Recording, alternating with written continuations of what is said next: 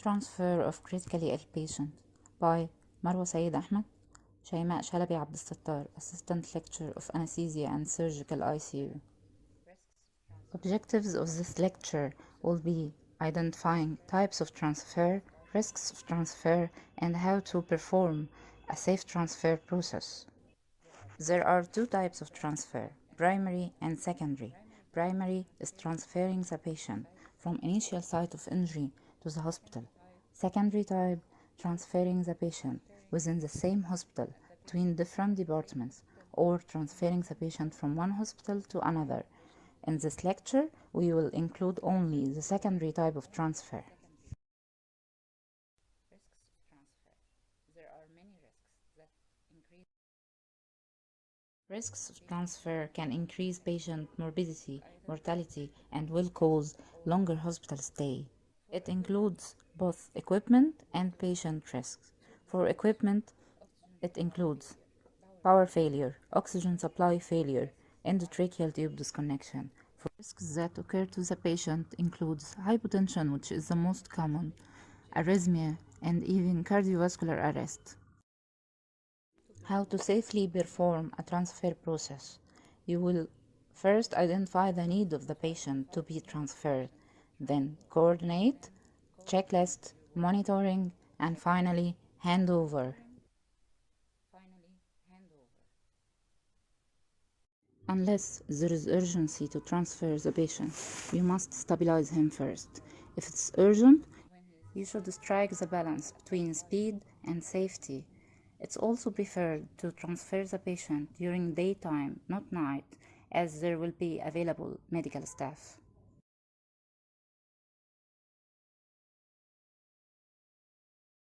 Destination of transfer may be radiology department, which is the most common destination, dialysis for renal replacement therapy, ICU for critically ill patient, or even another hospital.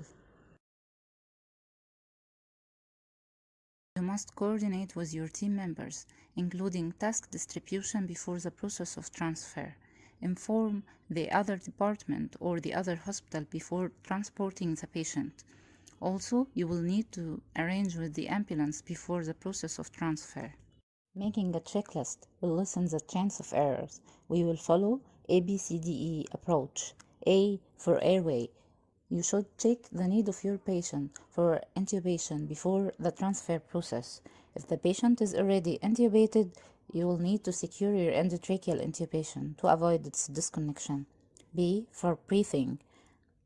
Check the breathing by auscultation, saturation, and tidal CO2. C for circulation. It's better to resuscitate your patient before transport. If your patient is on inotrope infusion, you will need to continue these inotropes during transport. D for drugs, either emergency drugs or sedation inotrope. E for equipment, illustrated in the following image.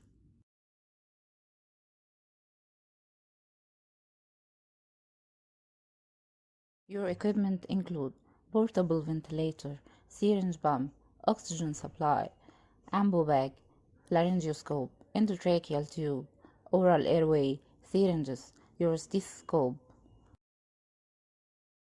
Monitoring your patient is an essential step. You will need to monitor his heart rate, his blood pressure, his saturation, and tidal CO2 in case of intubation. And finally, the handover comes. The handover to the other hospital depends whether your case is a trauma case or general case. If it is a trauma case, you will follow the MIST. M for mechanism of injury, I for injuries found, S signs, vital signs, T for treatment given. General, if your case is a general case, we will follow isobar. I for introduction, S situation, O observation, B background, A assessment, R recommendation and the reason for transfer. Another section of this lecture will pay attention to the new evolving era of COVID-19 patient. COVID-19 patient is both critically ill patient and infectious patient. You will need to pay attention to the care of your transfer team. To avoid infection, you must first know modes of transmission. Modes of transmission include droplet, contact, body fluids, and maybe airborne. To perform a safe transfer process of COVID-19 patient, you will ensure both patient safety and healthcare worker safety. Patient safety by following ABCDE approach. Healthcare worker safety is by sticking to the infection control instructions. You must learn how to don and doff your personal protective equipment correctly. And when you are transferring your patient with COVID-19, the patient should wear a surgical mask if he is not intubated. If he is intubated, you will add a HEPA filter to his tube in order to decrease infection. After the transfer process, you should know how to post-transport decontaminate your personal protective equipment. Performing hand hygiene using an alcohol-based hand sanitizer. Completely cover all surfaces of your hands and rub vigorously until dry.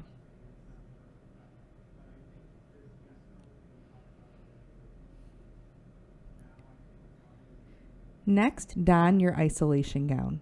Open the gown fully. Put your head through the opening and arms into the sleeves.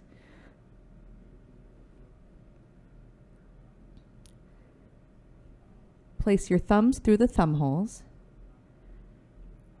Fully extend the back of the gown to cover your backside. And be sure to secure the gown at the waist with the ties.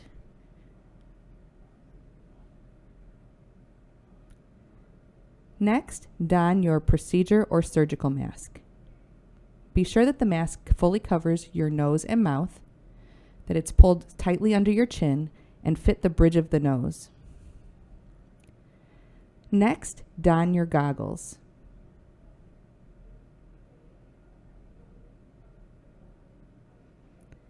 Last, don gloves. Make sure they're the appropriate size. Put them on so that the wrist extends up over the cuff of the gown.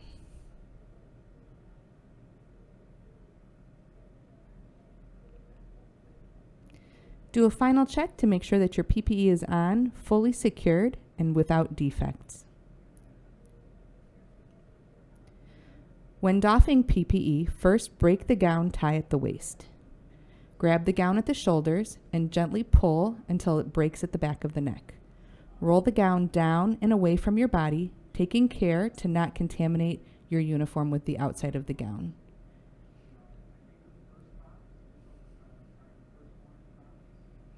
Dispose of the gown in the waist. Perform hand hygiene.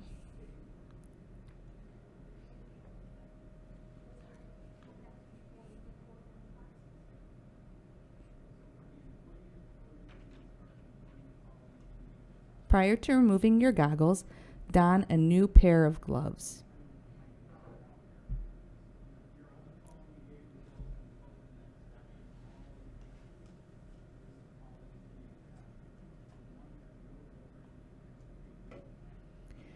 Remove the goggles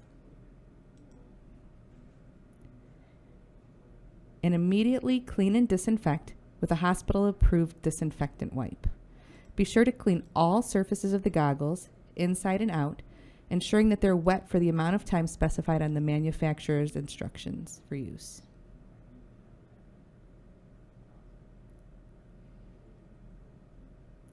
Place the cleaned goggles onto a surface.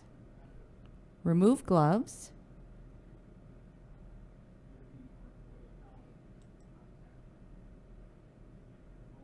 And perform hand hygiene.